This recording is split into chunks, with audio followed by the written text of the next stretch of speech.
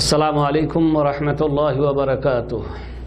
अल्हम्दुलिल्लाह वस्सलातु वस्सलामु अला रसूलिल्लाह अम्मा बाद अऊज़ु बिल्लाहि मिनश शैतानिर रजीम बिस्मिल्लाहिर रहमानिर रहीम।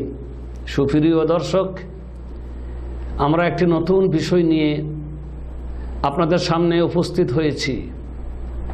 বিষয়টি হচ্ছে একটি বইটির নাম হচ্ছে আদ-দাও ওয়াদ-দাওয়া, মানে যার বাংলা অর্থ হচ্ছে রোগ এবং তার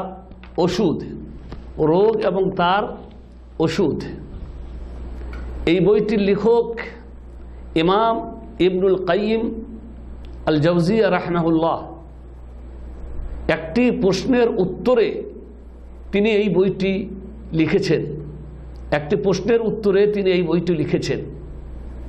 এই বইটির মধ্যে কি আছে? তিনি এই বইটির মধ্যে মানুষের জন্য কি নসিহত, কি উপদেশ সম্পর্কীয় কথাবার্তা লিখে গেছেন, তা আমরা পর্যায়ক্রমে আলোচনা করব ইনশাআল্লাহ তাআলা। প্রশ্নটি ছিল, জিজ্ঞাসা করা হচ্ছে এ ব্যাপারে ওলামাদের মতামত কি, যে একটি মানুষ চরম রোগে আক্রান্ত এবং সে নিশ্চিত যে তার এই রোগ যদি দীর্ঘস্থায়ী হয় তাহলে তার দুনিয়া এবং আখেরাত দুটোই বরবাদ হয়ে যাবে।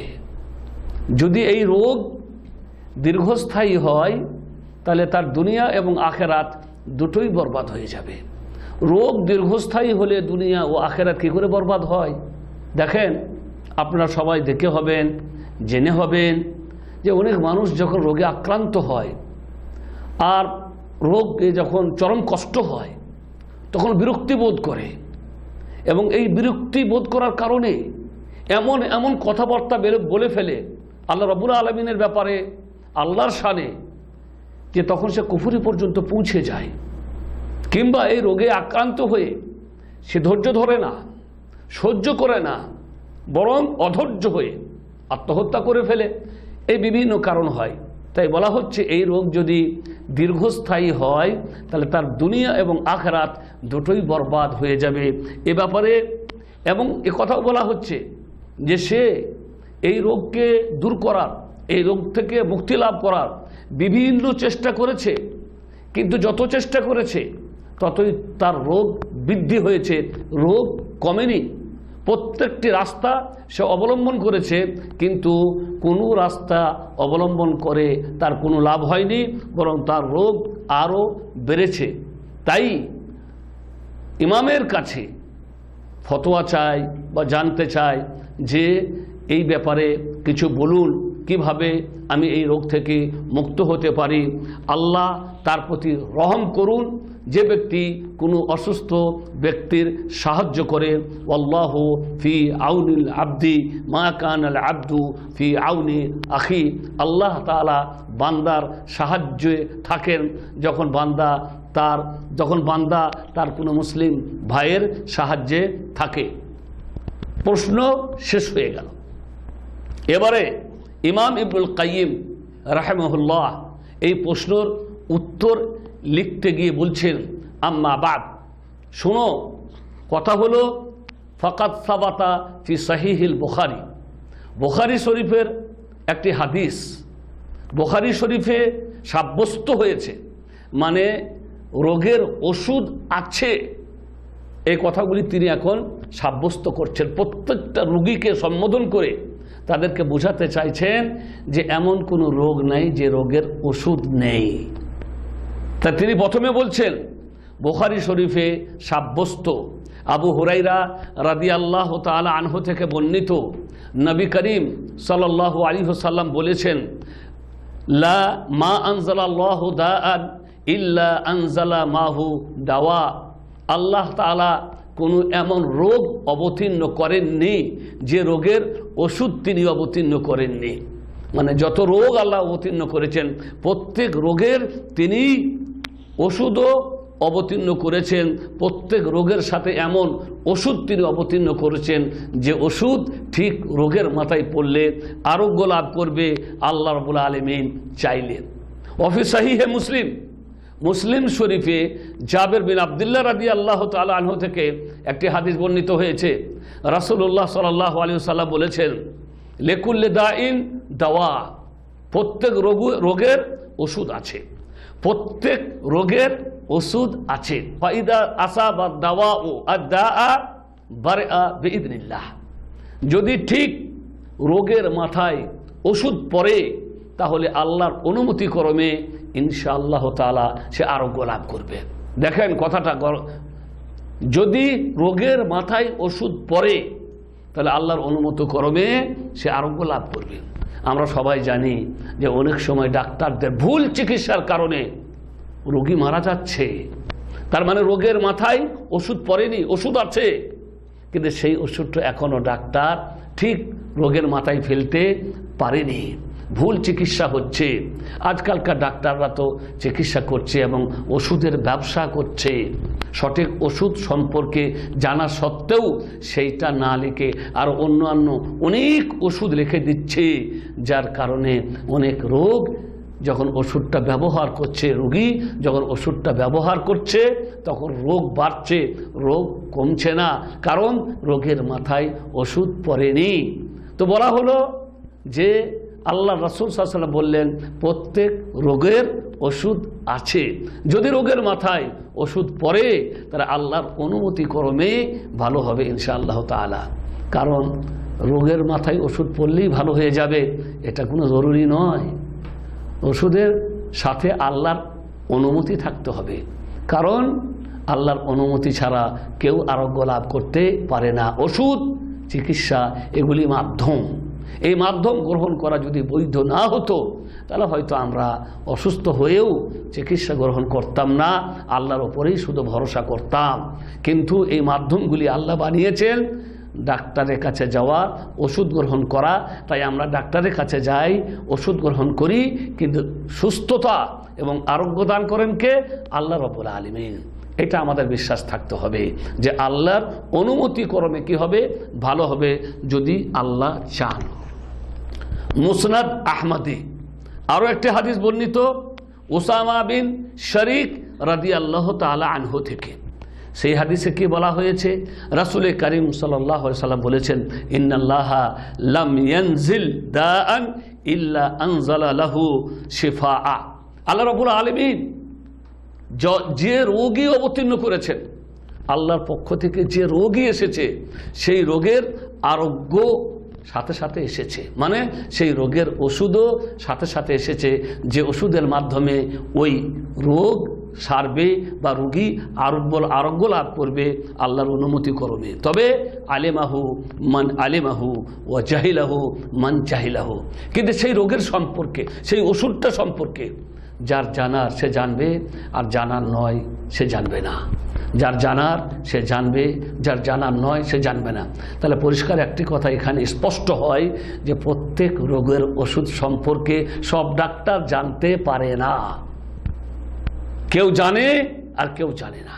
বিভিন্ন ডাক্তারের কাছে আমরা তখন যাই, পাল্টিয়ে এর কাছে হলো না তো আরেকজনের কাছে হলো না, তার আরেকজনের কাছে, এইভাবে যেতে যেতে আল্লাহ রাব্বুল আলামিন চাইলে হয়তো ঠিক এমন একটা ডাক্তারের কাছে আমরা পৌঁছে যাই, সেই ডাক্তারের ওসিলাই হয়তো ঠিক রোগের মাথায় ওষুধটা পড়ে আর আল্লাহ রাব্বুল আলামিনের অনুমতিতে রোগী হয়তো সুস্থ হয়ে যায়। কিন্তু একটি কথা স্পষ্ট যে সব রোগের ওষুধ সম্পর্কে সবাই জানবে না। আরেকটি শব্দ এসেছে হাদিসে, আল্লাহর রাসূল সাল্লাল্লাহু আলাইহি ওয়াসাল্লাম বলেছেন, ইন্নাল্লাহা লাম ইয়াদা দাআন ইল্লা ওয়াদাআ লাহু শিফাআ। আল্লাহ রাব্বুল আলামিন প্রত্যেক রোগের ওষুধ রেখেছেন, প্রত্যেক রোগের ওষুধ রেখেছেন, ইল্লা দাআন ওয়াহিদা, তবে একটা রোগের কোনো ওষুধ নেই, মানে একটা রোগের ওষুধ আল্লাহ রাব্বুল আলামিন দুনিয়াতে পাঠাননি। ক্বালু ইয়া রাসূলুল্লাহ ওয়া মা হু, সেই রোগটা কি?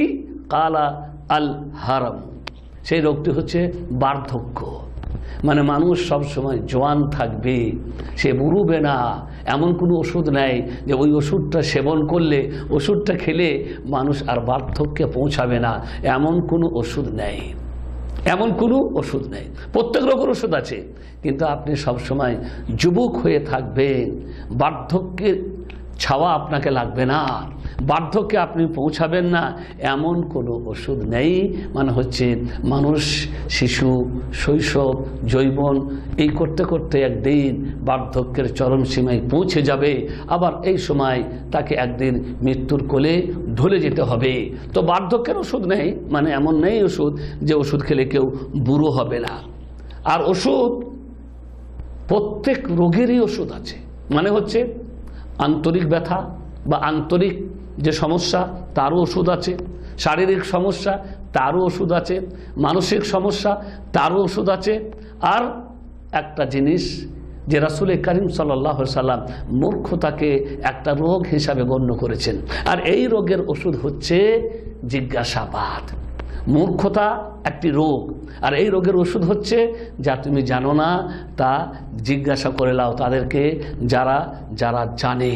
কারণ না জেনে যদি অনুমান করে ওষুধ দেওয়া হয় রোগী মারা যাবে, এবং না জেনে ফতোয়া দিলে মানুষের কি ঘটবে, সর্বনাশ ঘটবে। এই ব্যাপারে সুনানে আবু দাউদে একটি হাদিস বর্ণিত হয়েছে। হাদিসটি বর্ণনা করেছেন জাবের বিন আবদুল্লাহ রাদিয়াল্লাহু তাআলা আনহু। তিনি বলেন, খারাজনা ফি সাফারিন ফাআসাবা রাজুলান মিন্না হাজারুন। আমরা একটি সফরে বের হয়েছিলাম, আমাদের মধ্যে একটি মানুষের মাথায় একটি পাথর লাগে।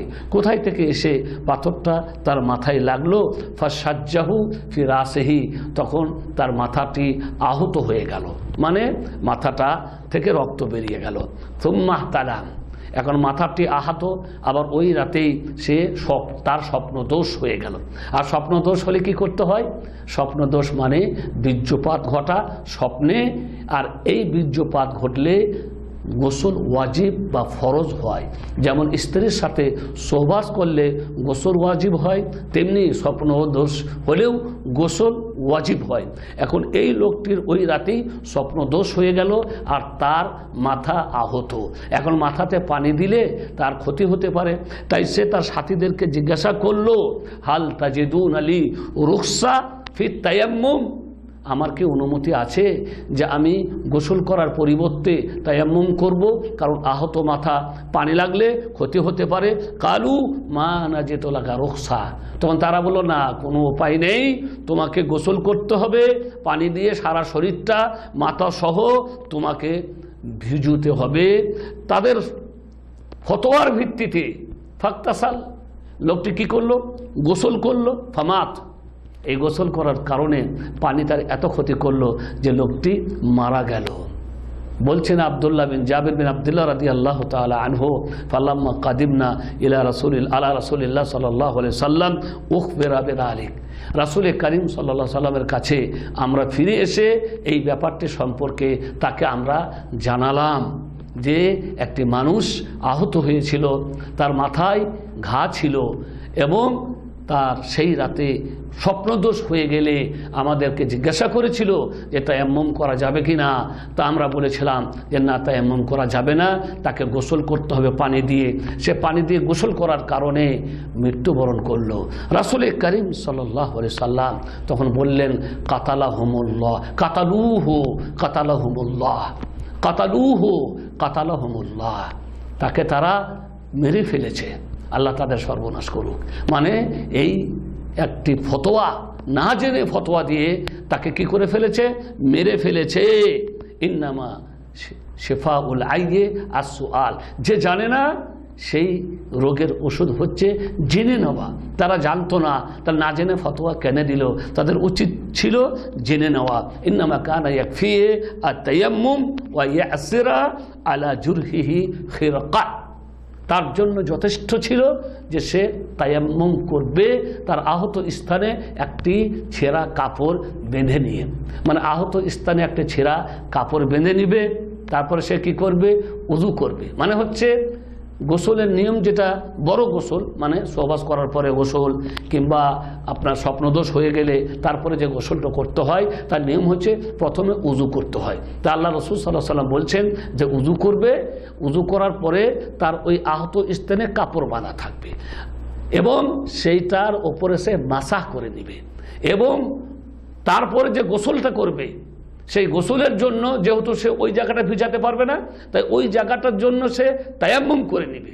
ওই জায়গাটার জন্য তায়াম্মুম করে নেওয়ার পরে বাকি শরীরের সমস্ত অংশটাকে সে পানি দিয়ে ভিজাবে, এটাই ছিল তার জন্য যথেষ্ট। কিন্তু না জেনে ফতোয়া দেওয়ার কারণে লোকটিকে কি করলো, মেরে ফেললো।